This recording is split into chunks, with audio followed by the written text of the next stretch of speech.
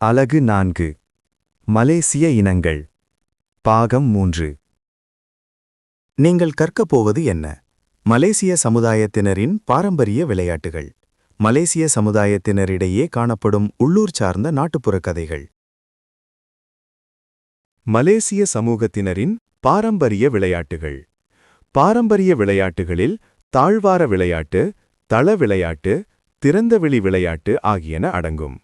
இவ்விளையாட்டுகளை சிறுவர்களும் முதியவர்களும் தனியாகவோ குழுவாகவோ விளையாடுவர். ஒத்துழைப்பு, ஆக்கச் சிந்தனை, ஆரோக்கிய போட்டியாற்றல் ஆகியவற்றை பாரம்பரிய விளையாட்டுகள் நம் நாட்டின் பல்லின சமூகத்தில் வளர்க்கின்றன.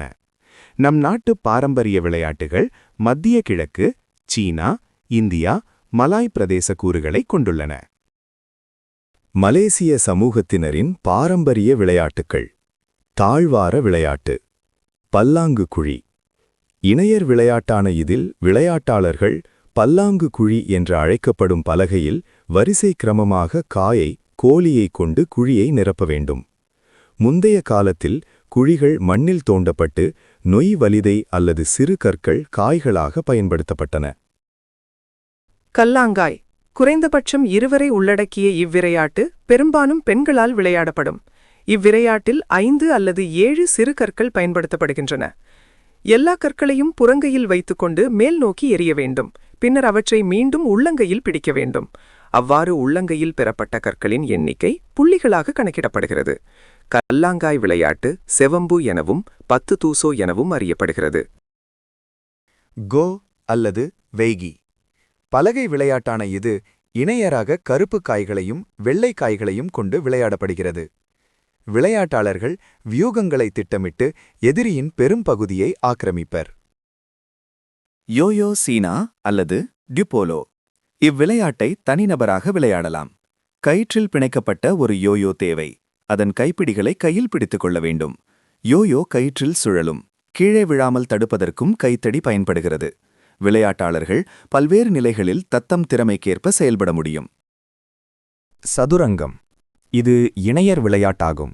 இவ்விளையாட்டு ஒரு போர் போன்ற படைபலத்தை காட்டும். எதிரியை ஆக்கிரமித்தல் அல்லது குறிப்பாக அரசரை தோற்கடித்தல் இவ்விளையாட்டில் வெற்றியை குறிக்கும். பரமபதம் அல்லது தாயம். இவ்விளையாட்டு பாம்பும் ஏணியும் விளையாட்டு போன்று 2 முதல் 4 வரை விளையாடக்கூடியது.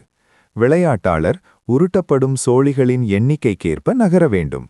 இறுதி கட்டத்தை விரைவாக சென்றடையும் விளையாட்டாளர்களை பொறுத்தே வெற்றி அமையும். பிரம்பத்து. இவ்வாட்டமாடு மலாக்கா மலாய் மணராட்சி காலம் தொட்டே விளையாடப்படுகிறது. இன்று எல்லா இனத்தவராலும் குழு முறையில் விளையாடப்படுகிறது.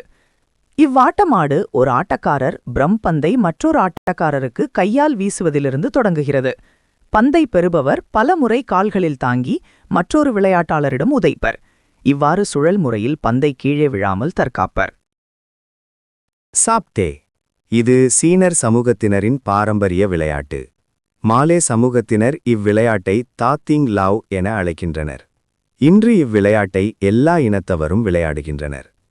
விளையாட்டாளர் 3 அல்லது 4 கோழி இறகுகளை நெய்த அல்லது தடிப்பான அட்டைகளுடன் இணைத்து கட்டுவர். காலால் அதிக முறை தட்டுதல் அடிப்படையில் வெற்றி கணக்கிடப்படுகிறது. கபடி. இவ்விளையாட்டு இந்திய சமூகத்தினரின் தன விளையாட்டாகும். 2 குழுக்கள் விளையாடும் இவ்விளையாட்டில் ஒரு குழுவில் 7 இடம்பெறுவர். எதிரணி விளையாட்டாளரை தொட தம் அணியிலிருந்து தாக்குதல் விளையாட்டாளரை அனுப்ப வேண்டும். தொடப்படும் விளையாட்டாளர் ஆட்டத்திலிருந்து விலக்கப்பட்டு எதிரணிக்கு புள்ளிகள் வழங்கப்படும். திறந்தவெளி விளையாட்டு. வால். பட்டம் விடுதல் வழக்கமாக அறுவடைக்கு பின்னர் விளையாடப்படும். வால் பட்டத்தை 2 விளையாடுவர். ஒருவர் பட்டத்தினை பிடிக்க மற்றொருவர் அதன் நூலை பிடித்திருப்பார். காற்று வீசும்போது நூலை காற்றின் எதிர்ப்பக்கமாக இழுத்து மெல்லூலை விட்டும் இழுத்தும் பட்டம் உயர எழும்பச் செய்யப்படுகிறது. தூபோ விளையாட்டை சரவாக்கின் மெலனாவ் சமூகத்தினர் கவுள் விழாவின் போது விளையாடுவர். மூங்கில் அல்லது அத்தாப்பு மரத்தண்டு கொண்டு பிரமிடி வடிவத்தில் அடுக்கடுக்காக தூபோ அமைக்கப்பட்டிருக்கும். இதன் நுனிப்பகுதி பிரமிடியை கொண்டு சங்கிலி தொடராக ஊஞ்சலை போன்று தொங்கவிடப்பட்டிருக்கும். தூபோ ஊசலாட முடியாத நிலையை அடையும் வரை விளையாட்டாளர்கள் சுழல் முறையில் குதிப்பர். ஷேபாக் மங்கீஸ். இவ்விளையாட்டு பெரும்பாலும் ஃபன் கோத்தா பெலூட்டில் பொது நிகழ்ச்சிகளின் போது விளையாடப்படுகிறது. பரிசு பெட்டி உயரமான கம்பத்தில் தொங்கவிடப்பட்டிருக்கும். விளையாட்டாளர்கள் வட்டமாக நின்று அப்பெட்டியை வீழ்ச்சி செய்ய வேண்டும். அப்பெட்டியினுள் பணம், உணவு அல்லது கவர்ச்சியான பொருள்கள் பரிசாக வைக்கப்பட்டிருக்கும். மலேசிய சமுதாயத்தினரின் பாரம்பரிய விளையாட்டுக்கள். திறந்த விளையாட்டு. பம்பரம். இவ்விளையாட்டு பம்பரம் சுழற்றுதல், காசிங் ஒரி, பம்பரம் அடித்தல், காசிங் பாங்கா என இரு வகையில் விளையாடப்படும். பம்பர விளையாட்டில் கயிற்றை சுற்றி கட்டுதல், பம்பரத்தை சுற்றி கட்டுதல், பம்பரத்தை சுழற்றுதல், வெட்டுதல், பம்பரத்தை எடுத்தல் என பல படிநிலைகள் உள்ளன. மிக நீண்ட நேரம் சுழலும் பம்பரத்தின் வாயிலாக விளையாட்டாளரின் திறன் சோதிக்கப்படுகிறது. மலேசிய சமுதாயத்தின் உள்ளூர் தன்மை கொண்ட நாட்டுப்புற கதைகள்.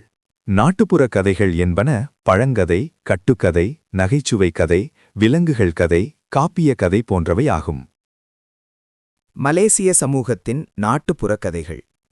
சராவாக்கில் சிந்துபோங் சங் புத்ரி எனும் பழக்கதை உள்ளது. சபாவில் நுனுக் ராகாங் எனும் பழக்கதை உள்ளது. மலேசிய சமுதாயத்தின் நாட்டுப்புற கதைகள். சீலுன்சாயும் கூரைகாய்களும். மாணவர்களே, இதோ உங்களுக்கான பயிற்சி. சிந்தித்து பதிலளியுங்கள்.